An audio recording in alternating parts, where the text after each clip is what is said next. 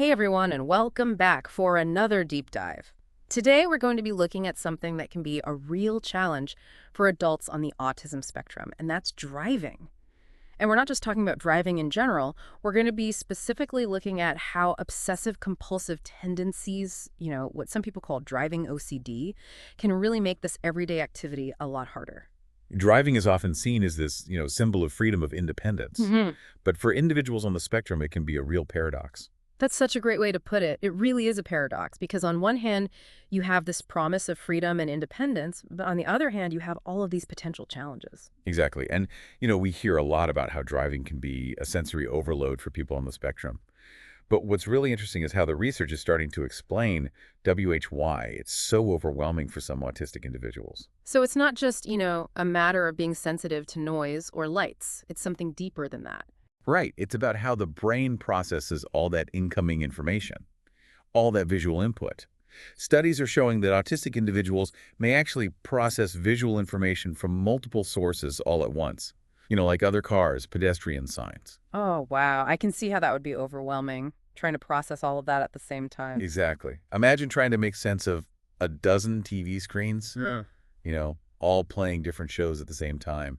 It would be incredibly difficult to filter out the essential details. And imagine that leads to that feeling of sensory overload and anxiety when you're behind the wheel. Exactly. And then when you add driving OCD to the mix, it intensifies those challenges even further. Okay, so let's talk about that. What happens when you combine those sensory challenges with driving OCD?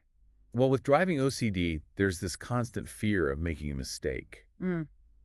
of causing an accident, even if it's totally irrational. So someone might check their mirrors excessively or obsess over whether they came to a complete stop at that stop sign, or even, retrace their route multiple times just to make sure they didn't hit anything. So they're constantly second-guessing themselves, even when they're probably doing everything right. Exactly. And this can be really tough for individuals on the spectrum who might already have a strong need for routine and predictability. And driving, by its very nature, is full of unexpected situations. You have to make split-second decisions. You can't always predict what's going to happen on the road. Right. And this clash between the need for control and the unpredictable nature of driving can create a perfect storm of anxiety. It's like trying to fit a square peg in a round hole. You're trying to impose order on something that's inherently chaotic. Exactly. And, one of the sources we looked at talked about how this fear and anxiety can actually prevent some people from even learning to drive in the first place. Really? It can be that intense. Oh, yeah. It's not uncommon at all. The pressure to conform to this idea that driving equals independence can be really overwhelming. So some people might delay getting their license for years, while others might force themselves to drive even when it causes them a ton of anxiety. It just goes to show that independence means different things to different people. And sometimes pushing yourself to conform to these societal expectations can really backfire, especially with something as complex as driving. I couldn't agree more. We need to redefine what independence really means and, support individuals in finding their own WN paths, whether that involves driving or exploring other modes of transportation, maybe public transportation or ride-sharing services. Absolutely. So we've established that driving can be inherently challenging for individuals on the spectrum, and driving OCD adds another layer of complexity to that. But are there any specific examples from the research or any personal stories that really bring these challenges to life? Definitely. One story that really stood out to me involved a young man, really bright and capable guy. But he struggled so much with driving because of sensory overload and OCD. Even something as simple as merging onto the highway would trigger a ton of anxiety, a whole cascade of intrusive thoughts. He'd obsess over every little detail, the speed of the other cars, the distance between vehicles, the possibility of making a mistake, to the point where it just became paralyzing. It seems terrifying, like he was trapped in his own head. It really was. And it got so bad that he would often have to pull over and just take a break, sometimes even abandoning the drive altogether. It makes you realize that this isn't just about being a nervous driver. This is something much deeper and more complex. Right. And what makes it even harder is that these intrusive thoughts often feed into the perfectionism that a lot of autistic individuals already experience. So it becomes this vicious cycle of trying to have the perfect drive, which of course is impossible. It's like running a mental marathon every time you get behind the wheel. It's exhausting just thinking about it. But before we get into the emotional side of things, I'd love to hear more about how these specific OCD tendencies actually show up in the context of driving. Sure. One common manifestation is what we call checking rituals. This could involve, repeatedly checking the mirrors, Hmm. looking over your shoulder a bunch of times, or even driving back to check if you hit something, even if there is absolutely no evidence to suggest that you did. So it's like they're trying to create a sense of certainty in a situation that's inherently uncertain. Exactly. And these checking rituals can become so time-consuming and disruptive that they make driving incredibly difficult, if not impossible. Wow. So we've got checking rituals. Sure. What other OCD tendencies might show up in drivers? Another common one is an obsession with symmetry or exactness. For example, someone might feel compelled to stop their car at a very precise point on the stop line or maintain a perfectly even speed, even if it means constantly adjusting the gas pedal. That sounds so stressful. It's like they're trying to control every single variable in a situation that's constantly changing. It is. And these compulsions aren't about being a good driver or anything like that. They're about managing anxiety and feeling a sense of control in a situation that feels really out of control. So it's not about following the rules of the road. It's about following these internal rules that are dictated by the OCD. Exactly. And, another common OCD symptom is a fear of contamination. How do you think that might play out in the context of driving? That's a good question. I imagine it could manifest in different ways. Right. Some people might avoid touching certain parts of the car, like the steering wheel or the door handles, for fear of germs. Other people might feel compelled to clean their car constantly, like spending hours wiping everything down or vacuuming the interior. It sounds like these compulsions can really take over your life and make something as simple as driving to the store a huge ordeal. Absolutely. And the important thing to remember is that these compulsions aren't a choice. They stem from this deep-seated anxiety and a need to manage that anxiety through these repetitive behaviors. It's not about being quirky or fussy. It's a real struggle with a mental health condition that impacts every part of your life. Right. And it's a struggle that often goes unnoticed and misunderstood. And that's why it's so important to talk about these experiences, to shed some light on these challenges, so people can understand what it's really like to live with autism and driving OCD. But before we move on to coping strategies and finding support, I want to go back to something you mentioned earlier about sensory overload.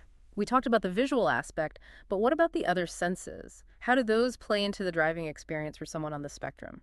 It's amazing how all the senses get involved, Yeah. especially with something like driving. For someone on the spectrum, it's not just the sights. The engine hums, the other car is whooshing by, even the feel of the seatbelt. It can all get amplified. And that contributes to that feeling of being overwhelmed. It's like all those little things that most people don't even notice. They suddenly become really intense and demanding. Yeah, exactly. And then you add things like headlights at night or horns honking in traffic. Those are startling for anyone, but for someone with sensory sensitivities, it can be like a fight or flight response. It makes it hard to stay calm and focused when your body's on high alert. Exactly. And it's not just the outside environment either. Think about the inside of the car. Oh, right. What about the sensory experiences inside the car? That's huge.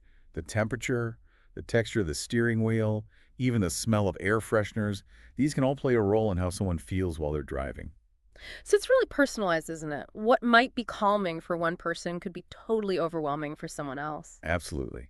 That's why it's so important for people to understand their own sensory triggers and then create a driving environment that minimizes that discomfort and, maximizes a sense of calm and control.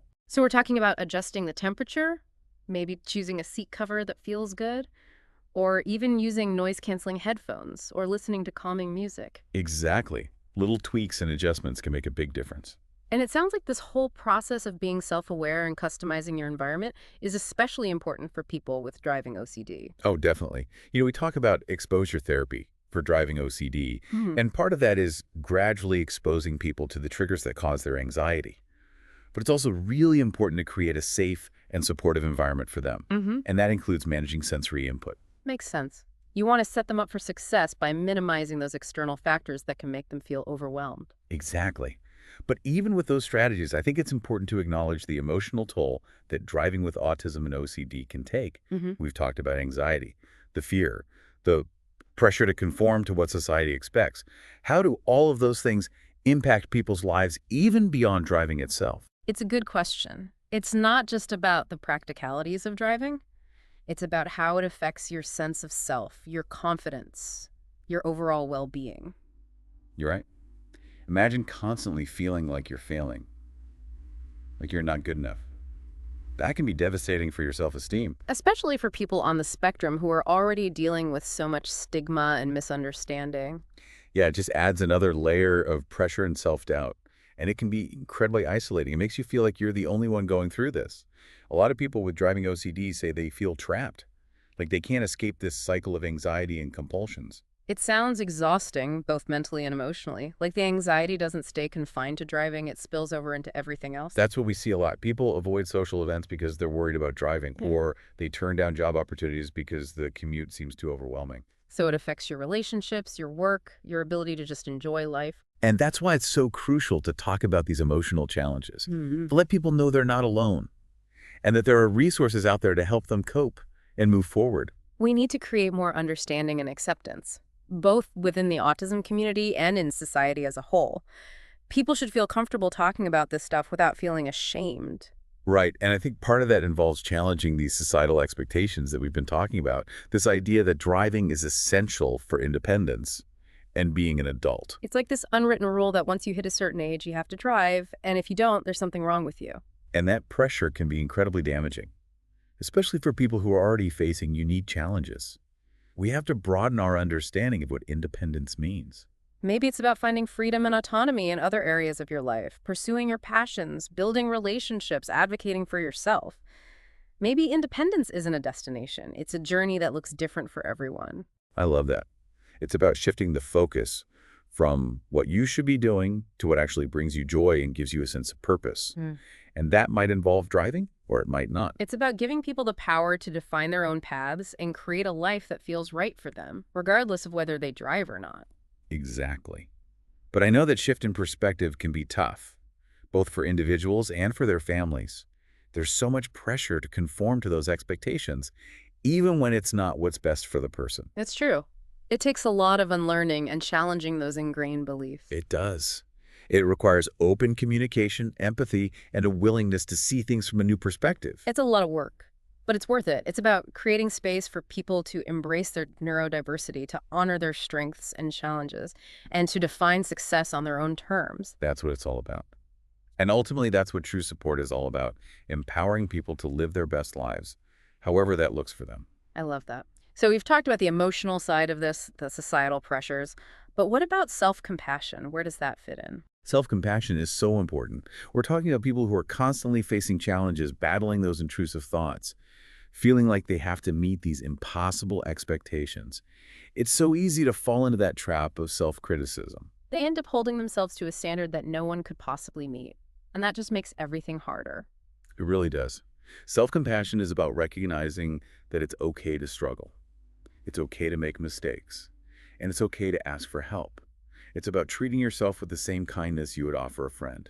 It's about cutting yourself some slack, acknowledging the difficulty, but offering support instead of judgment. Exactly. And it's a practice. It's like learning any new skill. It's about noticing those negative thoughts and choosing to challenge them. So instead of beating yourself up for feeling anxious, you acknowledge those feelings and try to be kind to yourself. Yes, it's about shifting from self-criticism to self-support. And that can be incredibly empowering. It helps you approach challenges with more resilience and confidence. It sounds like self-compassion is a key ingredient in finding a path forward that feels genuine and sustainable. Absolutely. And the beautiful thing is, self-compassion ripples outward. When you're kind to yourself, you're more likely to be kind to others. It creates a more supportive environment for everyone. That's a beautiful thought. So we've talked about the emotional toll of all this, the societal pressures, the importance of self-compassion, but there's still so much to explore. We haven't even touched on finding support and resources. That's so true. We've covered a lot in this deep dive. All those challenges, the emotional side of things, the strategies we talked about. But now let's talk about the practical stuff. If someone's listening and realizing this is them, where do they even start? Where can they find support? You know, it's a good question. Because it can feel overwhelming trying to figure that out. Yeah. Sometimes the hardest part is just admitting you need help. But once you do, a good place to start is often your doctor, your primary care physician. They can kind of point you in the right direction, connect you with the right people. Exactly. They can refer you to therapists who specialize in autism and anxiety. Maybe even an occupational therapist to help with sensory processing. Okay, that makes sense. Yeah. And what about online support groups? Those could be really helpful for connecting with people who get it. Oh, definitely. The internet can be amazing for people with autism and driving OCD.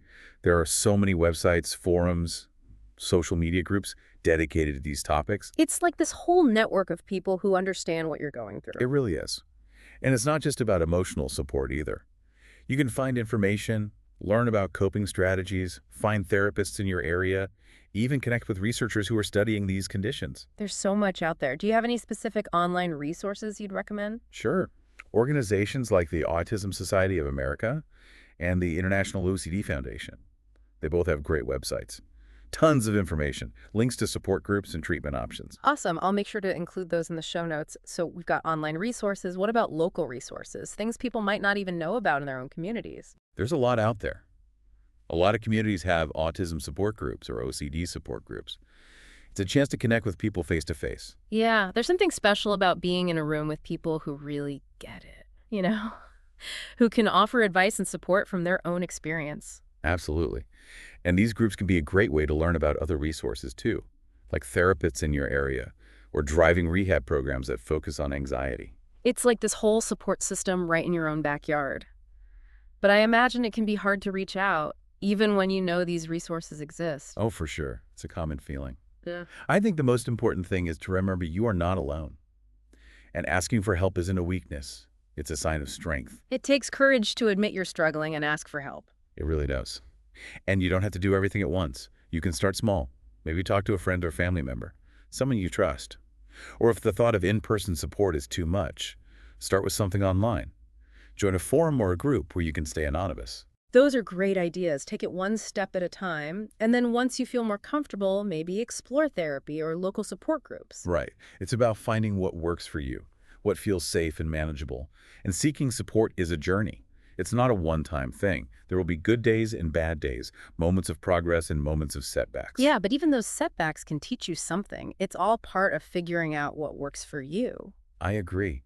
The goal is to find a way to manage these challenges and live a life that feels fulfilling and authentic on your own terms. And to remember that whether you drive or not doesn't define you. There are so many different ways to be independent and happy. It's about finding what feels right for you. That's a great way to put it. I Oh. think that's a good place to wrap things up. I agree. We've covered a lot today. The challenges, the emotions, the strategies, the resources. But most importantly, I hope people listening come away feeling empowered, knowing that they are not alone in this. Me too.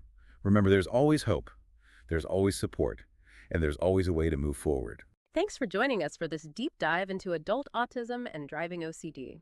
We'll see you next time for another exploration.